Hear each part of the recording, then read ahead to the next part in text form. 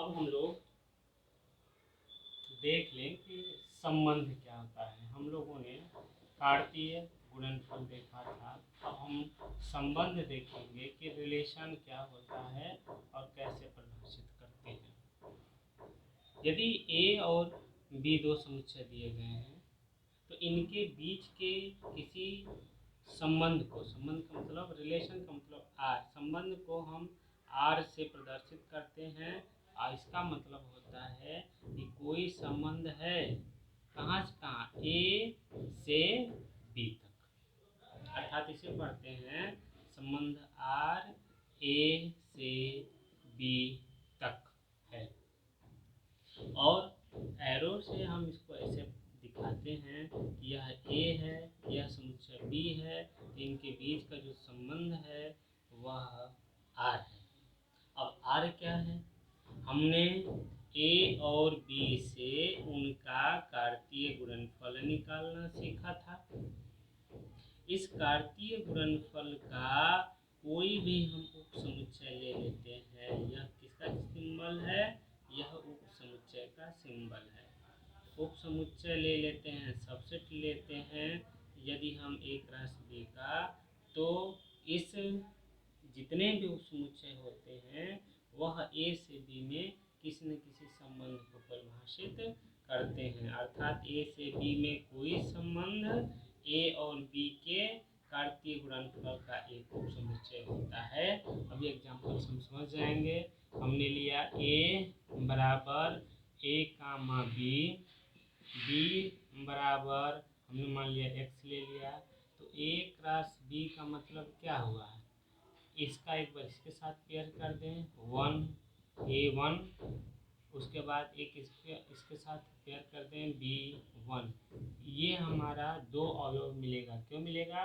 क्योंकि इसमें अवयव संख्या 2 है, इसमें अवयव संख्या 1 है, तो इनके क्रॉस में अवयव संख्या हो जाएगी 2। पहला अवयव ये, दूसरा अवयव है। ठीक। अब ए क्रॉस बी में दो अवयव हैं, तो इसके उप समुच्चयों की संख्या कितनी हो जाएगी? उप समुच्चयों की संख्या 2n होती है, अर्थात 2 अर्थात 4। तो हमें उप समुच्चय 4 मिलेंगे। तो ए से बी में जो संबंधों की संख्या होगी वह संबंधों की संख्या भी कितनी होगी? 4 होगी। संबंधों की संख्या 4 होगी। अब संबंध 4 हमको संबंध कैसे मिलेंगे? वह इसी से मिलेंगे, इसी के उप समुच्चय। किसी भी समुच्चय का एक उप समुच्चय होता है फाई। तो एक तो रिलेशन हो गया फाई। इसका एक उप समुच्चय सिंगल हम ले लेते हैं A1, ये ले लें। अर्थात हमने केवल A को 1 के साथ ले लिया समुच्चय में।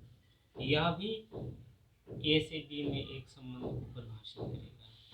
या हम B का 1 के साथ सिंगल ले लेते हैं, तो यह भी हमें एक A से B में संबंध परिभाषित करेगा। और चौथा हमारा है, ये दोनों हम ले लें, A1 B1, यह भी A से B में एक संबंध हुआ।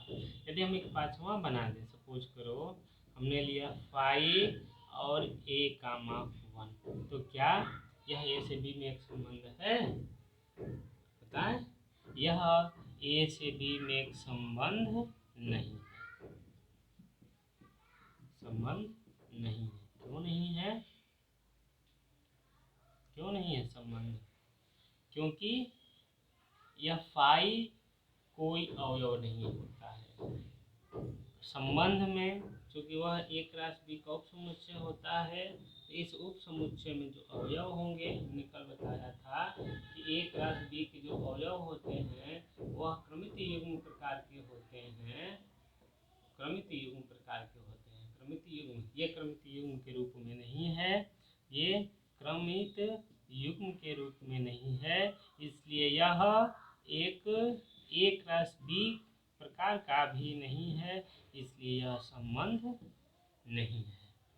इस तरह से हमने देखा कि संबंधों को हम कैसे परिभाषित कर सकते हैं। मूल यही है कि ए से बी में कोई भी संबंध होगा। जैसे हमने ले लिया ए बराबर 1 और ए, बी बराबर हमने ले लिया एक्स और वाई, हम एक संबंध बना रहे हैं ए से बी के बीच में, बताना लोग 1y और x a।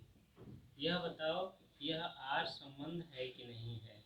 यदि हम पूछें कि संबंध है या नहीं, हमें बताना है, हम क्या कहेंगे बताओ। इसको सिंपल से ऐसे कर लेते हैं, यह हमारा ए है, यह हमारा बी है। ए में अवयव हमारे 1 और a हैं, बी में हमारे अवयव x और y हैं, x और y। आर यदि ए से बी में संबंध है तो हमें यहाँ से यहाँ तक देखना है। पहला है 1 और y, 1 और y, 1y से जुड़ा हुआ है, ठीक, यहाँ से यहाँ जा ही रहा है। दूसरा है x और a, x और a उल्टा आ रहा है, देखो इसकी डायरेक्शन इधर की तरफ है। यदि इधर की तरफ डायरेक्शन होती तो a से b में रहता, यदि इधर की तरफ डायरेक्शन है तो b से a में हो गया। अब ये b से a जुड़ा हुआ है, a से b नहीं जुड़ा है, इसलिए चूंकि a से b हमें जुड़ा हुआ होना चाहिए अवयव, इसलिए यह संबंध नहीं है, यह संबंध नहीं है, ठीक है। तो यह ए से बी के बीच में संबंधों को परिभाषित करने का सबसे